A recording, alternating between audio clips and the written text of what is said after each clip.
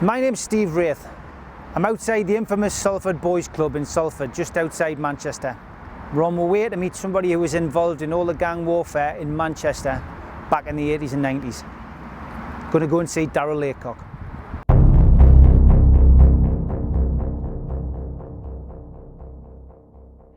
So what's the history about this street and this area where we're at? This is the street I grew up on. Right. Smalldale Avenue. I started living on that first street, and my actual house is here. Yeah. Which is still my house. The house behind that, number 120, is where I spent my first 10 years. First 9 years, I lived in Hume for a year, then moved to Russell Street when I was 1, and then we got the house directly facing. So this is the street I grew up on. Involved in a lot of stuff, not necessarily on the street. One time I was chased. I wasn't chased, I actually chased somebody, and we actually lost the car, me and my mate, because we had done something against somebody, and I got somebody to pick me up. We were stuck in a different area. We had a few pieces on us, and as we got dropped off here, my mate actually shot himself in the foot. So I had to get off with the pieces, and my mum had to come and save him and get him to the hospital. You know, after we'd been in some chaos over there, no one was injured, and then we get back here and he was actually shot himself by accident. Happy memories on this street then? Yeah, there's loads of happy memories, but there's unhappy memories. Obviously my mum died on the street, so yeah, it's a struggle to live here. That's still so raw for you as well, isn't it? Yeah, it's been 5 years now and it just doesn't seem to go away, but the street, perfect. Neighbours, perfect. Everybody perfect on here. It was just me, I was a bad apple in the bunch, so to speak. Mm. What about the park? I mean, it's a lovely park, Alexandra Park. Just been past it there on my way around, and you know what I mean. Did you used to play here? Yes, I used to play here. I used to go around there. I used to do everything. I used to fish in the pond. Yeah. Do you know? I used to hide certain items in the park before it was so open. It didn't used to be this open. Yeah. It was done up about 7-8 years ago, and after that it was all made open like this. Like these was just full of holly bushes right here, and there's only like a gap like that you can walk against. There was another wall there, and it was a perfect place to put things in the undergrowth. My side's always been a place of many nationalities, multicultural and all that. Yeah. But there's more people coming now, and to be honest, it has to be for the better. It's not for the worse. Yeah. Do you know, you don't really get much racism in my side. Out of my side, you get a lot of racism, but in my side, everybody comes together in times of need and so on. Looking at your mother's house, would you, is that something you're going to keep a hold of? Yeah, I'm not going. It was my mum's dying wish for me to have the house, so I'm always going to have it. I don't know what I'm going to do with it. One day I hope to be able to find the peace and find the ways to move back in there. Yeah. You know, but it's just not, right now it's just not the time. Yeah. Obviously I watched my mum. When my mum was dying, I looked after her. Do you know, I cared for her in the last months. And I watched my mum die in the morning, 11 minutes past 7. On the 3rd of March 2015, I watched her take her last breath. So it still haunts me to even go in the house, to be honest, but it's my house, so I can go to and from when I please. Daryl, you were born in 1973 to Leonard and Joan. You were raised with a sister and 2 brothers. What was it like growing up in Moss Side? It was difficult to begin with, obviously, because there was a lot of domestic violence around. Apart from the domestic violence, my side was a great place to grow up. You know, everybody was community focused, community based and so on. But Yeah, as for me, you said I was raised with a sister and 2 brothers. I had 2 brothers, but one of my brothers, as you will know, was taken by his dad, and we didn't find him for over 30 years. He was taken back to Africa. Apparently he was taken to Liverpool for 5 years and then to Nigeria, a place called Ekit. You know, so when that happened, it kind of like broke my mum's heart, and she was never the same. She drank a lot after that and so on. Domestic violence is something which is obviously, affected your life. Can you talk a little bit about that? Yeah, there was a lot of domestic violence in my life. I'm not gonna say my dad Leonard was a horrible man, because he was only a horrible man when he had drink. But when he was a sober man, he was the best man in the world. But when he had drink, he was mostly the worst man in the world. He used to beat my mum up. He used to do things that men shouldn't do to women and so on. It was terrible times. We used to hear my mum scream many a night of the week, 5 nights of the week, 6 nights of the week. You know, the 7th night of the week he wasn't there, so majority of the time he used to bully my mum, and my mum had to stay with him because of the control. Did you know what was going on at that time? Did you grasp what was happening? I mean, I remember my mum and dad arguing as a child, and you remember the screaming and that, and I remember feeling I don't like it. I couldn't imagine what it must have been like to to actually maybe see that. Yeah, we used to see it from time to time. We didn't see it all the time. I'm not going to lie and say we used to see it all the time, but we seen the results of it all the time. Mum had black eyes, bruises, swollen cheeks, swollen jaw, and so on. That went on for years and years and years. Mum used to scream all the time. And it come to the point where one day she couldn't take it no more, and she took a kitchen knife, and stabbed him in his shoulder and his arm. And after that he never hit her again. But he had to go after that. He knew that he couldn't do that no more. What did the young Daryl want to do? What was your ambitions? I read somewhere that you were interested in trains. Did you want to be a train driver? Yeah, I always wanted to be a train driver. I have people pulling me up by this on the trains and on the buses, and when they see me out there in the public, they say, "Didn't you just want to be a train driver?" Yeah, I always wanted to be a train driver from a young age. Leonard was a bus driver, and I used to like that, and I used to like the attention that cause I used to go to work with him, that he used to get whilst he was doing it, and I thought, yeah, I could do this, but trains was more my thing. Why trains? I don't know, just as a young man, innit, I used to like train sets, train tracks and things like that, and it was just me. I just wanted to be a train driver. A lot of people want to be a policeman, a fireman and so on. I just was fixated on being a train driver, and I ended up being a criminal. Tell us about your early days at school. What were they like? The early days at school, it wasn't the best. Obviously because I was seeing stuff that was happening at home, and obviously I became violent from a very young age. When I was young, 8, 9, I beat somebody up with a chair pretty bad, and it's not because I wanted to do it. It's what I was seeing at home. It's only like the last few years that I've realised is learnt behaviour. Seeing what my dad was doing. It was like I was recreating that, like it was acceptable.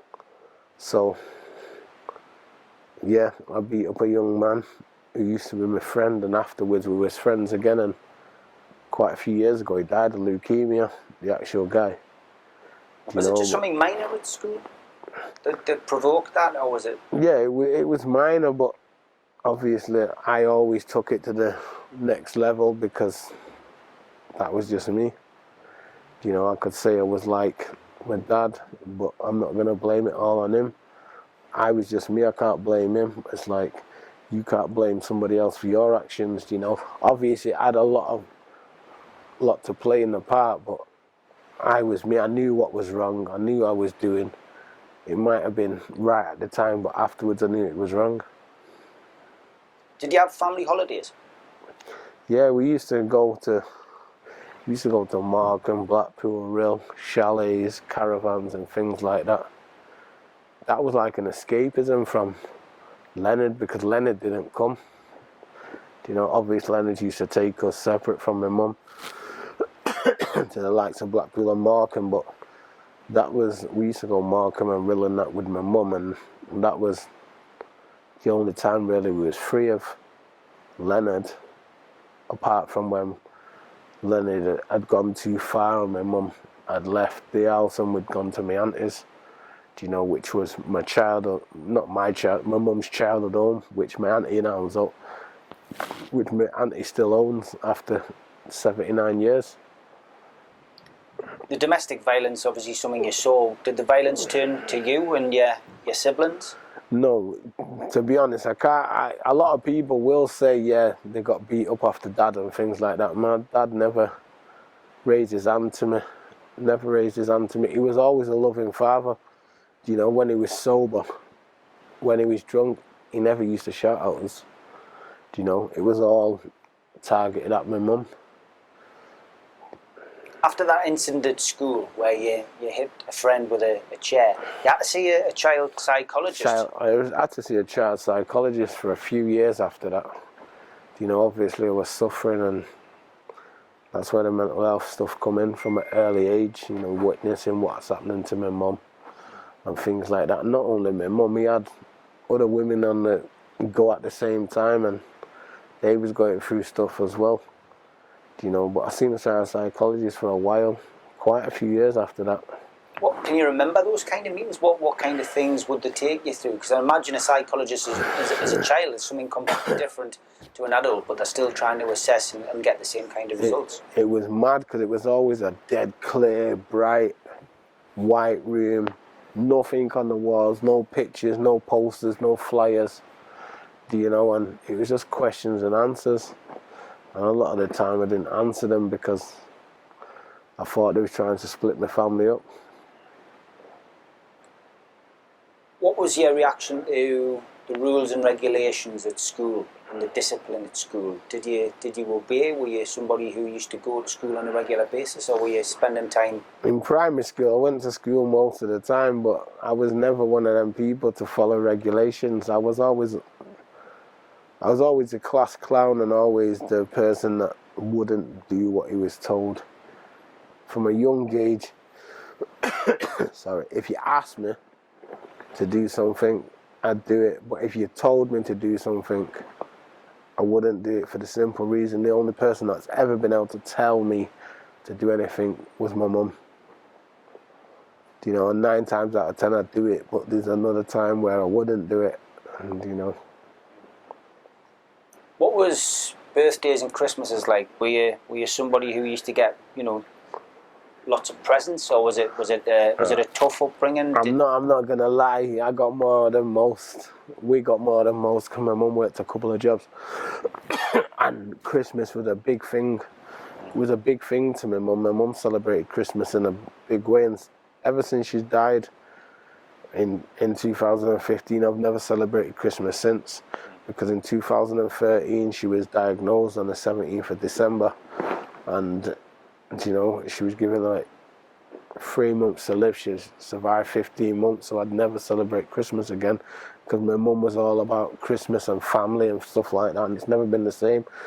But as a kid, yeah, we got everything. We got big pool tables, like the pool tables you get in pubs. So everyone used to come to our house, and you know, my mum did push out the boat, whether she got herself in debt or anything. We always had the best of the best when it come to Christmas and birthdays. Your dad was a bus driver. What did your mum do? My mum, she was a manager of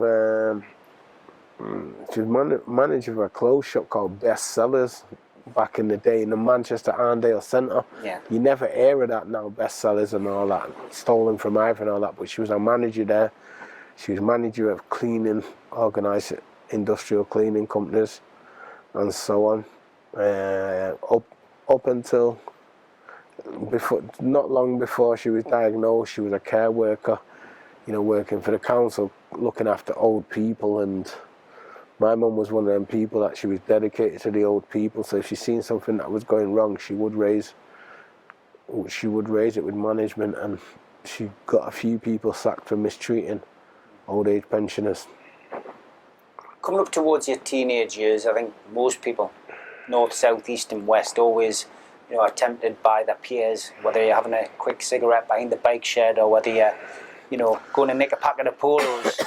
You got into theft around about 13 years of age. Yeah, I used to theft. It was like on a big scale. It wasn't like a little scale. I used to take big sleeves, not 200 at Benton Edges from a petrol station. I used to take like the big cellophane packs with like 20 sleeves in there, and I used to sell them to a guy on my street, on my estate, who was the man back then. Do you know what I mean? And he's not the man no more, but I still have respect for him because he did look after me back in the day and things like that. He was close to my mum and things like that. He's not too well at the moment. He's got an addiction, you know, but a lot of people look down on him because he got an addiction, but they don't remember when he was the man. He was the man in Moss Side, you know. So, yeah, I used to sell all my swag to him. So you're making good money at that age. I mean, was your suspicion not aroused? Was your mum's suspicion not aroused? Your dad's suspicion not aroused? No, because at that time, my dad was gone. You know, my mum, she knew what I was up to. She didn't like the fact, but our mum's always going to stand by her son, innit? I tell all these kids that I work with, is your mum the only person that you can trust in this world? My mum used to say, nobody will ever kill you. And I used to live by that will, and I used to say, why? And she used to say, I brought you into this world. I'm the only person with a right to take you out of this world. And from then, I just lived with that. It was always in my head when people was trying to kill me and things like that. I was always had that in my head, and obviously I've survived what I've survived. At 13, were you knocking around with kids your own age, or were you knocking around with an older crowd? I was knocking around with the older lads, innit? I was selling heroin and crack cocaine at 13. Was it your cousin who got you into that? Yeah, my cousin, he's not too good now. He's a smackhead. He was a smackhead back in the day. But yeah, he got me into dealing Class A drugs, and, you know, obviously he robbed me. He robbed me time and time again, but, you know, everything happens for a reason, and the dynamics of life have got me where I am today. Was there a situation developed early on in that stage when he got you involved with heroin? You say he robbed you time and time again, but was there an incident at the start where money went missing and that made you go off on your own? Yeah. He used to blag me and so on, and he used to have me off all the time, and because he's my family member, I didn't want to do him no harm, so I went and done my own thing and went with the other lads on the estate and started doing what we was doing, you know, which obviously is well known. It came out to be one of the bloodiest wars of gang history in the whole of the UK. I mean, that 1989, I think you're talking about there. Tell us a little bit about the gangs. I mean, we've heard about them, you know, the Gooch, Doddington, Salford boys. You know, tell us a little bit about the gangs first before we'll go into the actual, you know, the battles and the war. To begin with, it was Moss Side versus, it wasn't versus, it was a Moss Side and it was Cheetham Hill. So south of the city is Moss Side, north of the city is Cheetham Hill. I'm from Moss Side. I come from an area called Doddington, which it was later called Doddington. To begin with, it was called Pepperhill because we used to hang around a pub called the Pepperhill. That was our base, that was our headquarters, that was our castle. You know, that's where we were safe, apparently. And then we had a bit of a war with Cheetham Hill, and you know, there was quite a few shootings, maybe a couple of murders and so on. But the main war that comes to mind is I was at war with, I'm not going to say other people that war, I was at war with people from the opposing estate, which is another side of Alexander Park Estate. There's only one road that split us, Alexander Road, and they was the Gooch boys, and that's who I went to war with for many and many years. But them people I went to war with from the Gooch, I did go around with them at some point, and we all went to the same schools. We all had dinner at each other's house and so on. What do you think made it fast track? Because you go from, you know, doing sleeves of cigarettes, big sleeves, it has to be said, for a young lad, then to go to heroin. Obviously you're introduced to that by a cousin. You're still a teenager. But then to go to war, and, you know, the kind of arsenal that your gang had and the other gangs had became renowned, and obviously Manchester was christened GUNCHESTER. But, I mean, why the quick progression? Were you influenced by anything? Yeah, we was influenced by elder people, weren't we? We was more like, everyone wants to say that they're the chief, that they run things, but we wasn't. We was all the Indians. We was all following the older heads, like, you know, to do the bigger things, the better things, and to make a reputation. And to be honest, like, one of the guys that used to be kind of like the senior in my gang, the Pepperell crew, he actually died last week, the week before last, sorry. So God rest his soul, Maurice McPherson, you know. But we all wanted to be like the man. You know, we all played like we was the man, but none of us was the man, because the man doesn't go to jail. The man doesn't get shot, you know. The man doesn't get in no debt. The man doesn't have to do stuff, whereas the man tells other people what to do. It might not tell you direct, but they relay the message through such and such and whatever. Were you still living at home then? Yeah. With your mother? Yeah. I had other people that I used to stay with and things like that. I was 9 times out of 10 I was on the run for some form of shooting or something. But it was what it was. I'm not going to say it is what it is, but it was what it was. You say there was a few shootings. I did some research before the interview today, and there was 27 people killed and 250 people injured in 5 years. What do you think about that when you hear those figures? I think there was a lot more than that. Do you know? Because I know people that have been shot and haven't gone to the police. Yeah, it's not going to the police, not even going to the hospital. Do you know? Because I've been shot on occasion. I've never said this on live or anything. This has never come to fruition. That I've been shot before. That I've never ever told anybody about. I was shot in the stomach. Do you know? And it's never gone to the hospital or nothing. Never gone to the police or anything. You're the first person to get that. It's your document.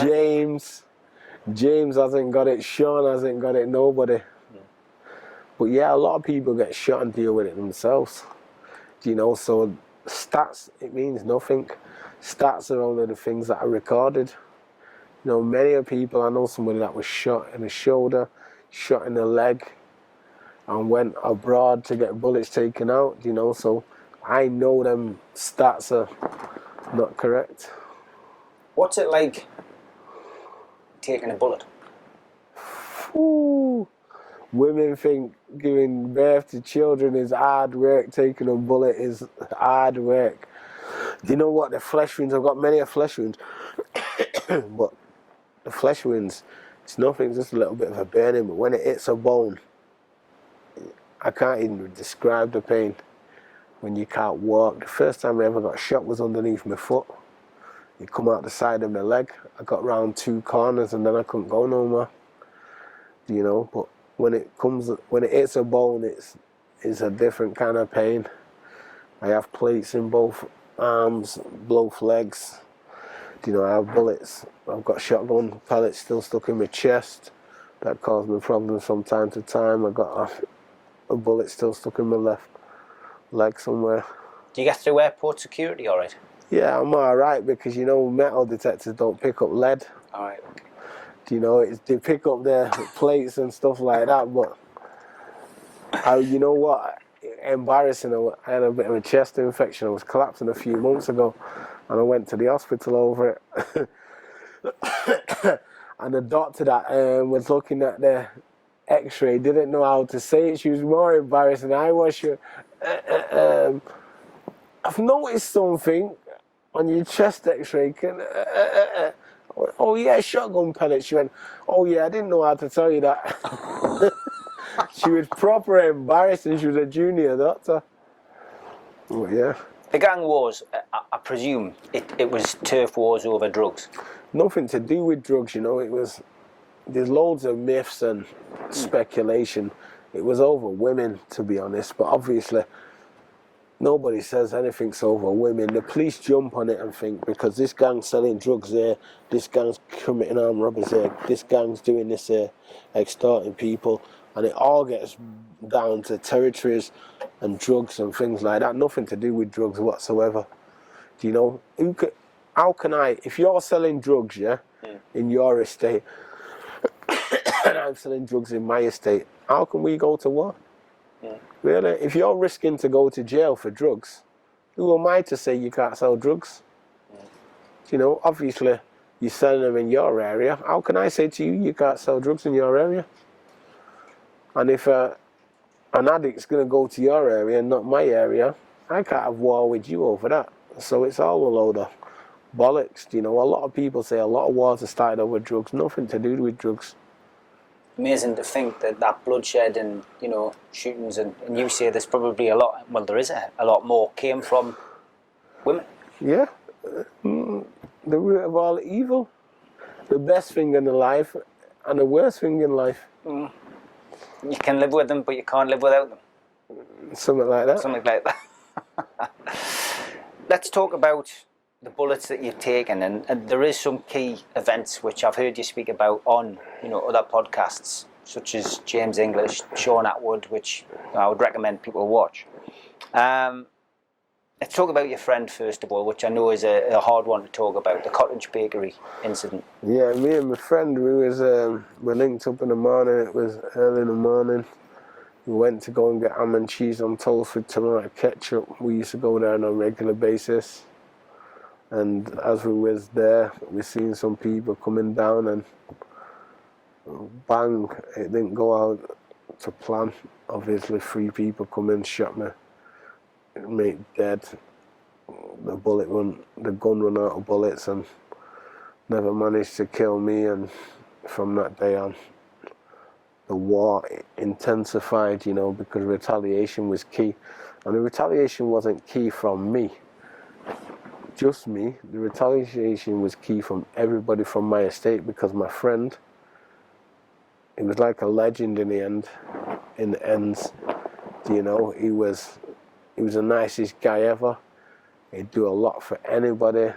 You didn't even need to know him for him to do something to you. So everybody took it to heart and everybody wanted to retaliate for him, so to speak.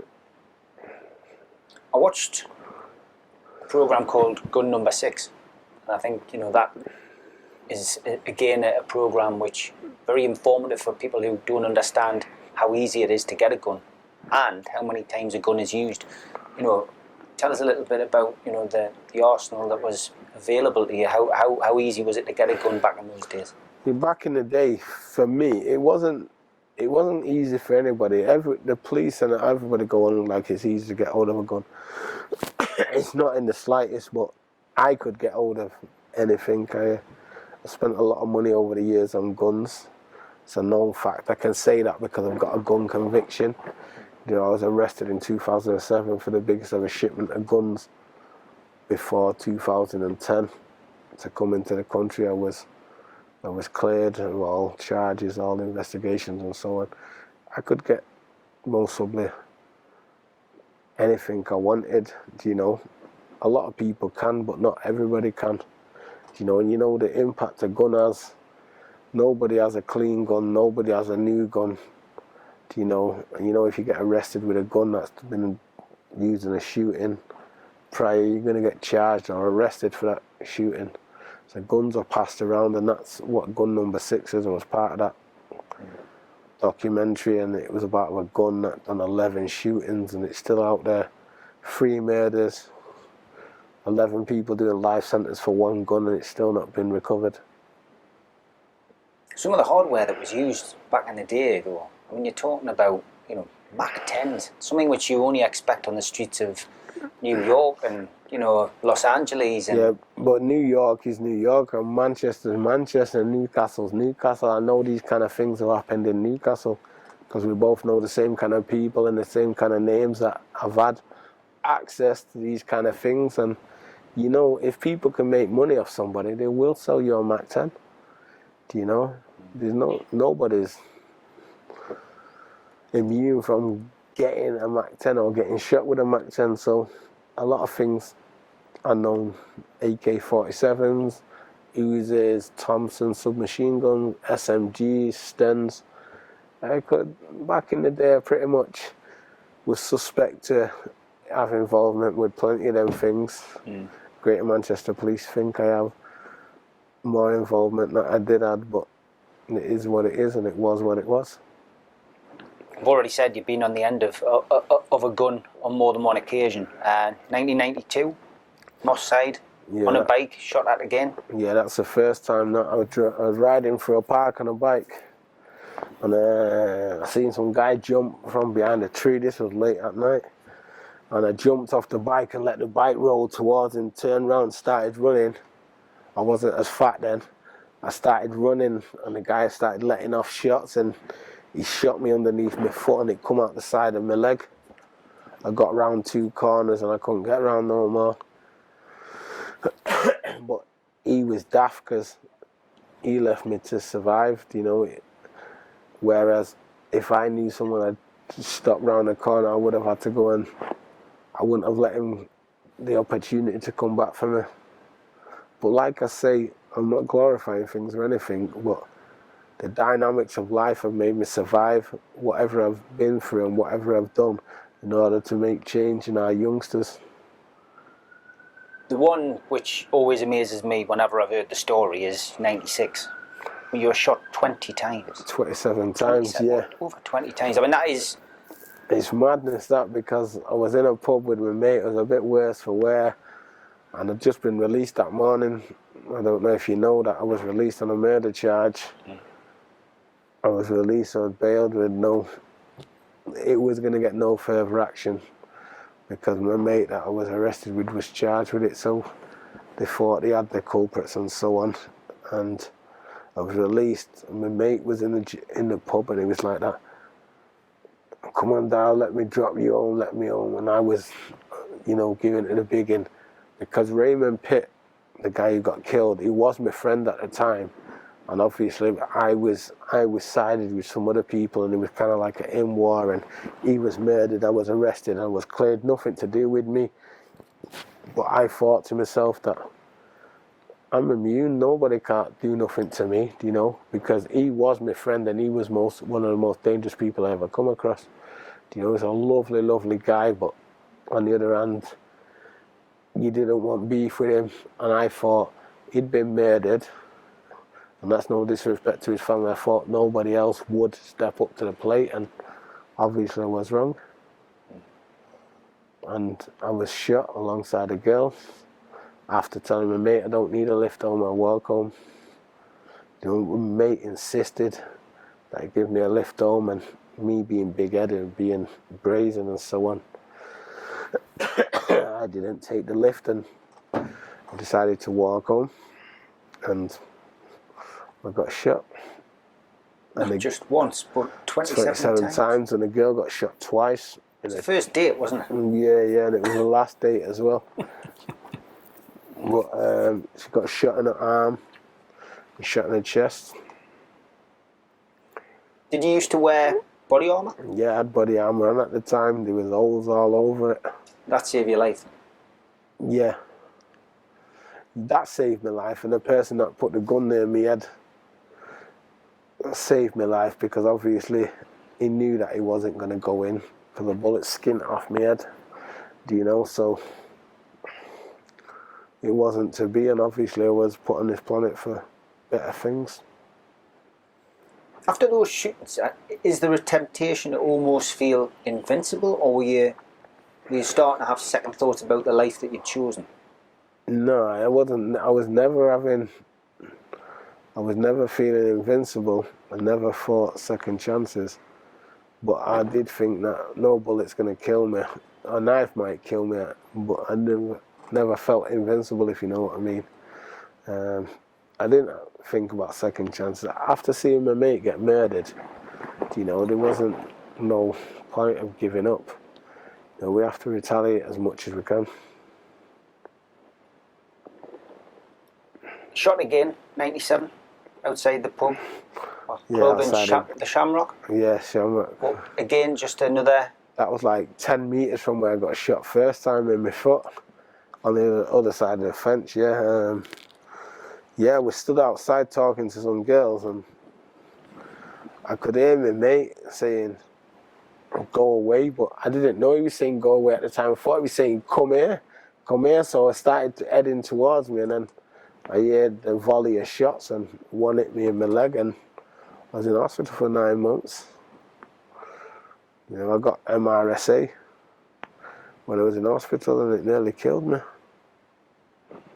Do you think somebody's been watching over you? Well, you can't get away with so much stuff that I've got away with, and being injured so many times if somebody's not watching over you. Do you believe in that? I definitely believe someone was watching over me. I don't know who. But obviously I've turned it all around now, and I go and do what I do in schools and colleges and youth clubs. We'll come on to that. I want to talk a little bit about prison.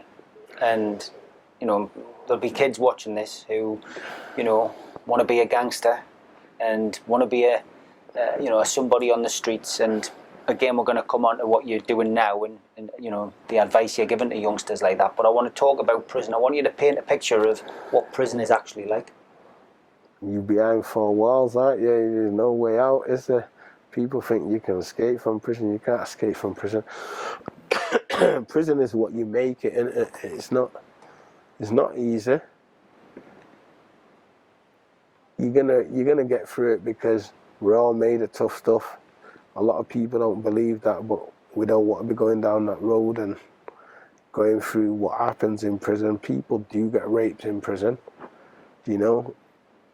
People think it's a myth, and it's all kept under the radar so people not to see manly and things like that. People do get stabbed in prison, you know. I'd go as far to say people get shot in prison, not really over here, but obviously in Ireland back in the day, you know, with a king rat and so on. But prison's not a nice place, no, but if you commit crime, you're going to go to prison. If you play with guns, go around with gangs, you might end up dead. If you're lucky, if you end up in the hospital and survive. What was the longest sentence you served? I got an 8-year sentence. I'm supposed to do 5 years, 4 months. I done 5 years, 6 months out of it. I got a 4.5, done 3 years out of that. I got a 5 under the new rules. I done half of that. I done 31 months out of that. What was your attitude to prison? My attitude, I wouldn't do what I was told. You know, I thought I could beat the system, and the system can't be beat. You know, so now I tell youngsters, we've got systems in all societies, in all decades, in all years, whatever. You know, like the school system, I tell kids, if you don't like it, just do it for the simple reason you're going to gain. You know, manipulate the system. You know, educate yourself and become better than what anyone expected, and so on. What prisons did you serve time in? No prison. I've done 19 different jails, and some of them I went to 6 or 7 times because I get sent back because they couldn't handle me and stuff like that. The shortest I was really in anywhere was 2 days. Landed there on a Monday, out there by the Wednesday. What category were you? Numerous categories. From a young age, I got reclassed. Went to the con system before I was due to go there. When I went, anytime I got arrested as an adult, I was Cat A. And obviously when you get sentenced, you become Cat B and so on. And I did go to Cat C a few times, but never done me any good because I didn't get no home leaves or anything. Was there any notable faces or well-known faces that you served time with that you can remember, that you're willing to talk about? Albert Dresden. From Newcastle, of course, yeah, the man who shot the councillor. Yeah, and a policeman. And the policeman and the reporter. Yeah, yeah, I was with him in Averick. What was he like? He's a lovely man. I used to buy him a Barnville chocolate every week off my canteen. You know, he was a legend. And I don't mean he was a legend because of all what he'd done. He was just a legend in the jail. Everyone loved him. He's a very respectful man, and he looked after the younger people, tried to guide them the right way. But you know yourself, he was a victim. He was from Concert. He had a place in Concert, and the police and the council and things were trying to bully him so they could put a motorway through his land that he owned. So he went and got a Webley 45 and killed a councillor and so on. But Live on television? Yeah, the first man and only man to ever kill anyone live on English TV. Fozzie Nejad. I don't know if you know Fozzie Nejad from the Iranian siege in London. I was away with him. I went to Wellingborough jail. They put me there because no other jail could cope with me. And what they done, they thought, I'll put him on a lifer's wing. I was only doing 8 years. They put me on a lifer's wing thinking, nah, that would calm him down. I had all the lifers smoking weed and drinking hooch, even Fozzie Nejad, do you know? They wish they never put me there. Fozzie Nejad was a Muslim, innit? He went into that, but I had him drinking hooch, making hooch and things like that. You know, a lot of people think Charles Bronson and people like that are the most dangerous people in jail. They're not the dangerous people. Like the Nejads and the Mortleys and things like that. Do you know? But yeah, I had Fozzie, I had him. He was a funny guy. With prison, were you involved in any riots in jail? Were you involved in any protests? No, I wasn't involved in any riots. Obviously, some of the jails, there was kind of like some race wars going on, but that was about it. I don't know if it's common knowledge. I was arrested for when I was in jail, I was arrested. I was asked to go down to reception to pick up your prop on a Saturday morning. I was arrested and taken out of the prison. I was arrested for murder whilst I was in jail. Nothing to do with me whatsoever, obviously, because I was stabbed in a club in Bradford and somebody was murdered in Bradford, and a phone call had been made to my phone.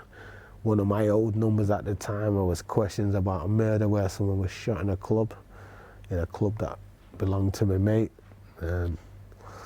Apart from that, I was questioned for stabbing somebody in the neck and the face with a pen, but nothing come of that.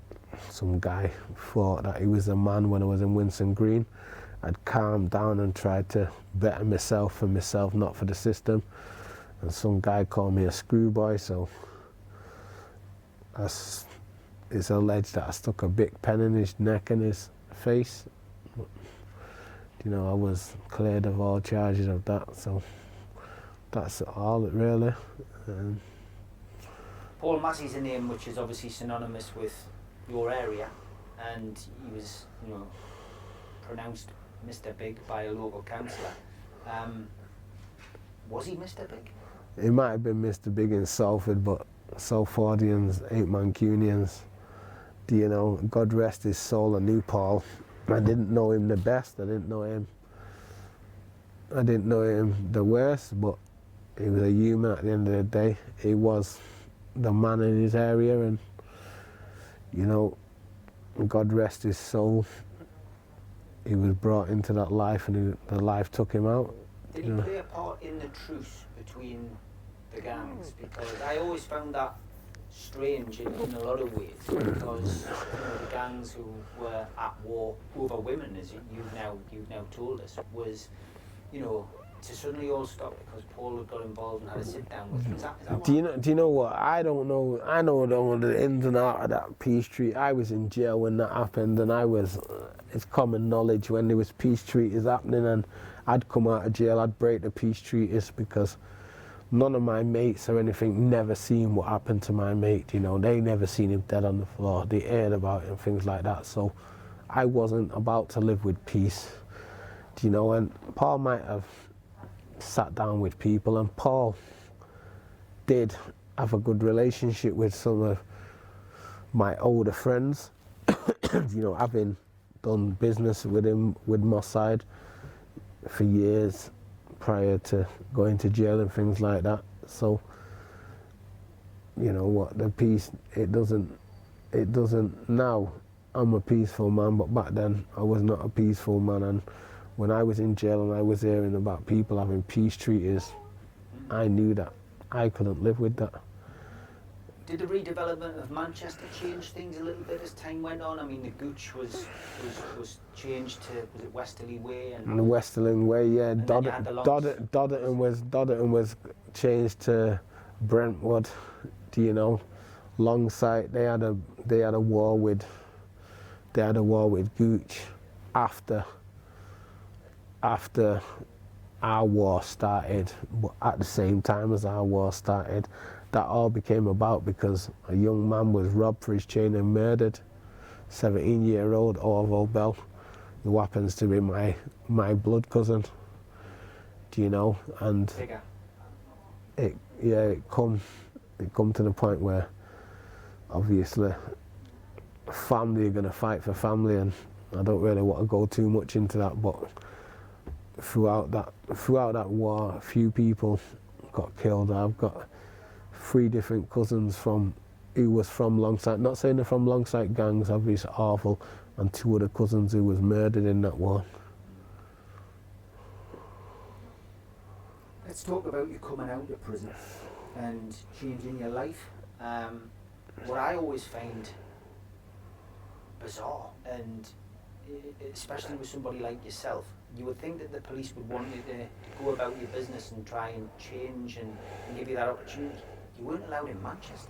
Yeah, I wasn't allowed in Manchester because the police and the Home Office, it come to the point where government got involved and said I was the most dangerous person in the northwest of England, not just Manchester, the northwest of England. I don't believe I was, but I believe them giving me that tag was part of my rehabilitation, knowing that I could change, because they never thought I could change. Do you know? So I was classed as the most dangerous person in the northwest of England, and I did change, and they thought that it couldn't be possible. There's still people 10 years later thinking it's all a front and so on, but I wasn't allowed in Manchester. I was MAPA free tier 4 offender until the day my licence finished. So I was going probation 5 times a week, every week, until I started volunteering at an organisation called Cells. How do you survive? You're going. It must be difficult to get a job for starters, and then you've got to go to probation 5 times a week. So I mean, it's almost as if they're wanting you to fail. They want you to fail, don't they? But my mum never raised a quitter. Do you know? The quitter in me was when I used to go back to jail and join back with a gang and do badness, do you know that? But that wasn't me no more. I come out of jail, something happened to a family member, and I says I'm not going back to jail, and I'm 10 years out of jail now. In May next year I would have been out of jail 10 years. I've worked with over 200,000 kids. Do you know, I've been and advised Prince Charles on knife crime, Tom Hardy, Gareth Southgate, Prince Harry. Do you know, I've been part of a BAFTA winning documentary. Do you know, this just lets me show kids you can reach your potential without going down the road that I went down. Because through my road there was a lot of murder, there was a lot of skullduggery, people stabbing you back, people you thought was your friends was really your enemies. And that old saying, like, trust your enemies more than your friends, is so true, because your enemy, you know he wants to kill you, you know he wants you to go to jail, he knows you want the worst for you, whereas your friends are supposed to want the best for you. And really and truly, when I come out of jail and I turn my life around, the police was telling me that that guy who you thought was your mate was filling us in on stuff that you was doing. So, you know, but I wouldn't change anything. Obviously, I wouldn't want that to happen to my family member and my best mate getting killed in front of me. But I believe that everything's happened for a reason. I'm the person I am because of what happened in the past. Well, everybody deserves an opportunity to change. Yeah, definitely. Do you know, and I got the opportunity, I took it, I run with it, and here I am now, 200 miles away from home, about to get drunk. Who are the people who stood by you? Who were the people that you got involved with? You work a lot with twins. Yeah, I work a lot with twins. Obviously, they're my friends, Jez and Arf, Farouk. They've got an organisation called Twins Clothing Company. It's not just a clothing company, it's it's an organisation, and it's based on loyalty and trust and a lifestyle, do you know? And obviously we've got a massive business called Twins, so they support me, they sponsor me and so on. They give me clothes to give to the homeless, they give me clothes to give to kids that haven't got nothing, they give me hats to give away.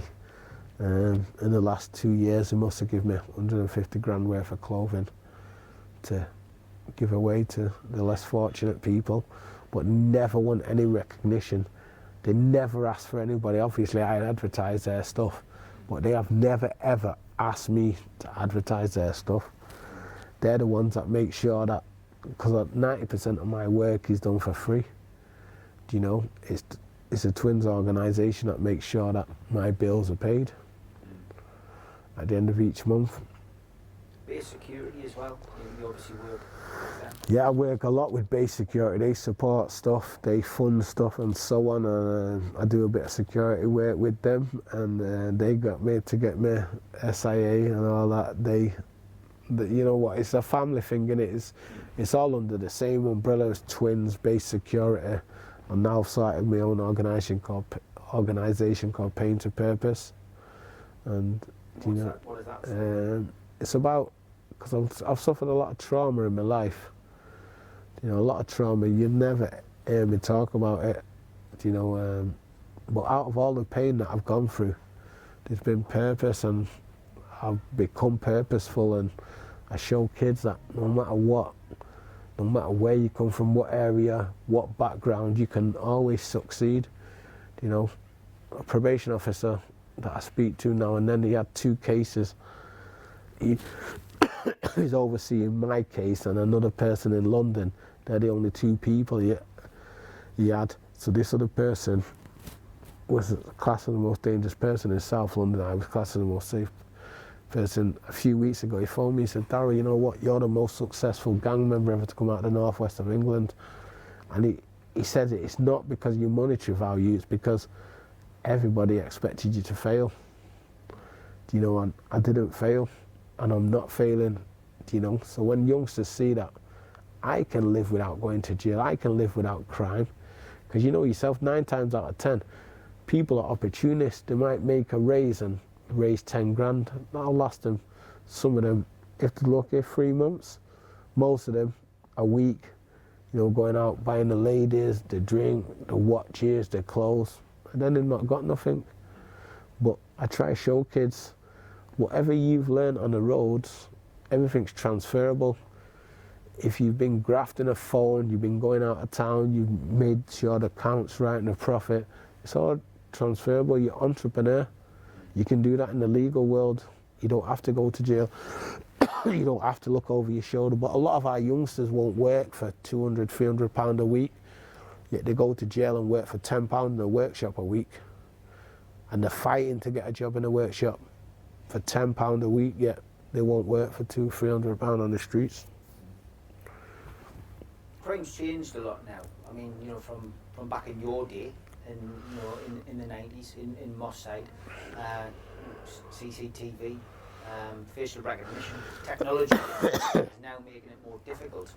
Yet we're still seeing an increase in knife crime in particular. We're seeing county lines. We're seeing, you know, hundreds of young lives being ruined, whether they're being stabbed or whether they're stabbing somebody and getting knifed off. You know, where does it end? You know what? A lot of our kids are stabbing people, trying to prove they're loyal to people, when really and truly the people that they're being loyal to wouldn't do the same for them. You know, a lot of people are killing, whereas their mates wouldn't kill for them. You know, it's misguided loyalty. You know, we need to be educated. We need to be educating our kids at a younger age. You know, stop having our kids ruling the roost at home. You know, some parents, obviously all parents love the kids, but a lot of parents turn a blind eye to stuff. These are the parents that need to start waking up. Stop taking that tenner off their kids, knowing their son's grafting and giving them tenors, £20 and buying them drinks and so on. You know, we need to set boundaries, we need to set discipline and so on. Your mum played a big part in your life, and you know, she influenced you. The only person who could ever tell you what to do. With regards to her, she was always, I think, happier, I suppose, when you were in prison. But when you eventually came out and turned your life around, she must have been very happy. Yeah, she was happier when I was in prison, because she didn't used to sleep when I was out, because obviously she got a phone call saying I've been charged with murder. I've been charged with 6 attempt murders in total, 211 and so on, and I've been shot 20 odd times, been shot on another occasion, been stabbed. She'd always get them knocks on the door, you know, so she was happier when I was in jail, because she knew I was safe to an extent and she could sleep at night. But yeah, my mum was proud. The Saturday before she died, I was out doing a talk in an auditorium in town. Later on in the night time, I left there, went to a club in town. Not going to name the person, but some girl come up to me saying I'm a murderer, I murdered a brother and so on. In that night, and I told the girl, can you just leave me? I'm dying, my mum's dying, let's deal with this another time and so on. But on the Tuesday after that, my mum died, you know, and obviously I had a booking for the day my mum died, and it wasn't even a booking where I was getting paid. And after my mum died, 11 minutes past 7 on the 3rd of March 2015, I was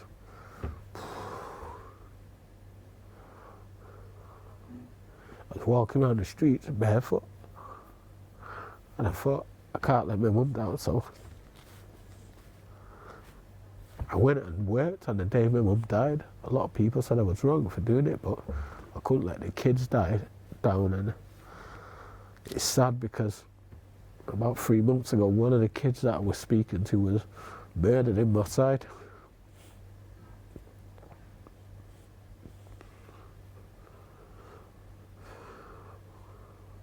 But yeah, I just hope my mum's. You sound like a lovely woman, your mum. Yeah, she wasn't perfect like any of us. You know, she had her problems, obviously, with what she went through as a kid. I found out when my mum was dying, I found some notes and stuff like that. She didn't have it as easy as she made out, but she was always a strong one. You know, the go-getter, the one that paid the bills, fed the kids, made sure they had everything, and yeah, she was a good woman. Everybody used to come to my mum's for dinner, even people who I didn't see face to face with. They could always go and talk to my mum or go and get food. My mum's door was open to anybody, and if you went round to my mum's house, you had to respect her, because she would stand up to anybody. Last 2 questions. First of all, any regrets? No, I've got no regrets. You know, people say I'm a big-headed, I'm a show-off and this and all that, because I say I have no regrets, but if I had regrets, I wouldn't be the person I am today. Everything in life has set me up for where I am today, the dynamics of life, me getting shot, me losing people. You know, even when I go to schools and talk about the wars that I've been involved with, the shootings that I've been charged and arrested for, the murders I've been charged and cleared for, these are all people that I've gone to school with, and I don't let them people be forgotten. So even though we wasn't on good terms at the time that they died and things like that, not that I've ever killed anybody, just to set the record straight, but obviously when you live that life, you're going to get arrested for stuff that you haven't done. Like, you're going to get away with stuff that you have done. So I want their names to stay relevant, to know that they didn't die in vain. you know, because anybody can die, nobody's immune from murder. So that's why I've got no regrets. The only regret is losing my mum, possibly. You turned your life around, you're doing great things, kids, over 200,000 guided on the right path, thanks to you. What does the future hold for yourself? Do you know what, to be honest, I can't say I take each day at times because I'm exhausted, I'm blown out, I just work constantly, you know. The future holds just educate more people, you know, try and guide them the way, and tell them stop picking up knives because the mates ain't gonna pick them up for them. There's no loyalty in this gang thing, because when you go to jail, your gang mates don't look after you. It's when you're coming out of jail that they try and get you back into the rigmarole of backing them up and things like that. Yeah, I just want to live positive. I want to carry on doing what I do, and just, to be honest, I need to take a step back. Not step back, but I need to calm down a bit because I'm doing too much and not thinking of my own mental health, and I suffer quite a bit. There's a young kid watching this who has decided to watch this documentary because he thinks he's going to be learning a few tricks of the trade and going out and, you know, following in the younger Daryl's footsteps. What advice would you give to him? You're not going to like jail. Your mates ain't going to look after you. Your boys ain't going to look after you. Your fellow gang members ain't going to look after you. You need to respect your mum and do what she asks. You're born into this world to achieve as much as you can achieve. Money doesn't buy respect. Money don't buy love. You need to love your mum and respect your mum and do what she expects you to do. Don't have your mum traipsing around the jail system. You know, 19 jails I went to, some of them I went to 6 or 7 times and never missed one visit. The only visit I ever missed was when my ex-girlfriend got caught driving whilst banned and visiting me. When I went to jails from Northumberland right down to London, a lot of yous won't get that opportunity, you know. Just love your mum, love your family, and just respect yourself. And you can achieve so much more through working hard and going on the streets and putting your life at risk.